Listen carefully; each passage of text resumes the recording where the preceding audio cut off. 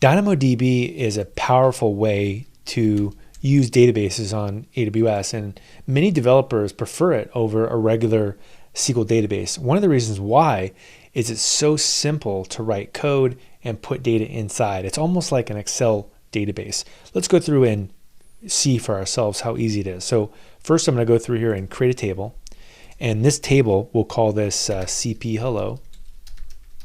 And this is really the hardest part, is you have to give it a unique partition key. I'm going to call this key GUID, and this will be a string key, but it could be binary, it could be a number.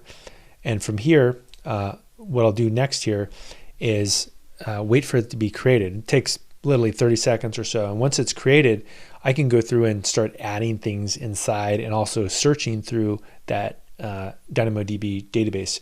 And I think a really good way to think about this is more like it's a fancier version of Excel. So if I want to go ahead and add things in here, I just say create item, and I just need to put in whatever it is going to be my globally unique ID. In this case, it could be red.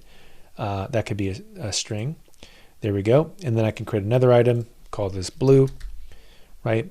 And then again, I could go through and make some other strings in here, and it doesn't have to be just these things. I could mix whatever I wanted to put numbers, and additional as well as I can put fields inside of here and have a mixed schema.